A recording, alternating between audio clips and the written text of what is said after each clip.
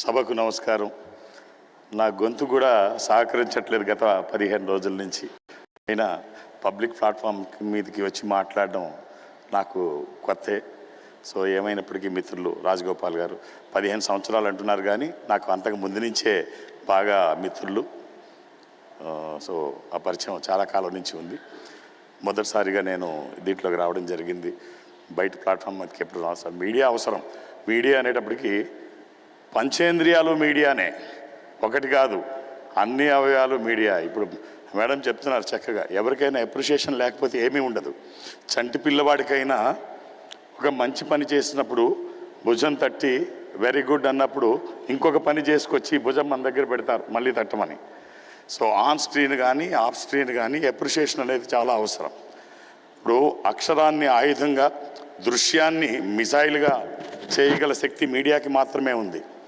దాన్ని అందంగా మలిచి మనకి కంటికి కానీ చెవులకి కానీ వినసొంపుగా చూడడానికి వీలుగా చక్కగా దాన్ని ప్యాక్ చేసి మేకప్ చేసి మన ముందుకు తీసుకురావడానికి పండితుల దగ్గర నుంచి పామరుల వరకు విషయాన్ని చక్కగా ప్యాక్ చేసి ఇవ్వకపోతే దాని పట్ల ఆసక్తి ఉండదు, దాని పట్ల అవగాహన కూడా ఉండదు.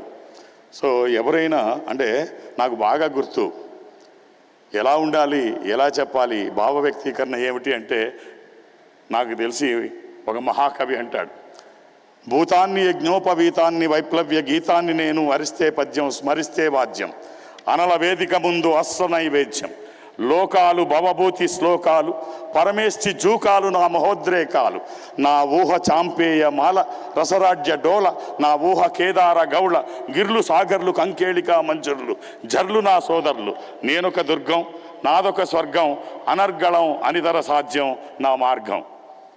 So hats off to Sri Sri. So భావ వ్యక్తీకరణ మనం చెప్పదలుచుకున్నది ఖచ్చితంగా నీ గురించి నువ్వు చెప్పుకోకపోతే ఎవడు నీ గురించి చెప్పడు. నీ గురించి ఖచ్చితంగా నువ్వు చెప్పుకోవాలి. సో ఇవాళ మన గురించి మనం చెప్పలేని పరిస్థితుల్లో ఆ పాత్ర కూడా మీడియానే పోషిస్తూ మనల్ని ఎలివేట్ చేస్తూ ఇవాళ ఇన్ని రకాలుగా మనం ఉన్నాము అంటే కారణం మీడియా. సో మీడియా మిత్రులందరికీ మనస్ఫూర్తిగా సో ఈ ప్రోత్సాహాలు ఎప్పుడూ ఉండాలి. అన్ని రంగాల వాళ్ళకి ప్రోత్సహిస్తూ ఉండాలి. లేకపోతే మనం ఏం చేస్తున్నామో మనకు తెలియదు, ఏం చేయాలో మనకు తెలియదు. సో ఈ ప్రోత్సాహకాలు ఉన్నప్పుడు ఖచ్చితంగా మన బాధ్యతను గుర్తెరిగి మనం ఉత్సాహంగా చేయడానికి అవకాశం ఉంటుంది. మరొకసారి మీడియా మిత్రులందరికీ నమస్కారాలు తెలియజేస్తూ ఓం నమః శివాయ.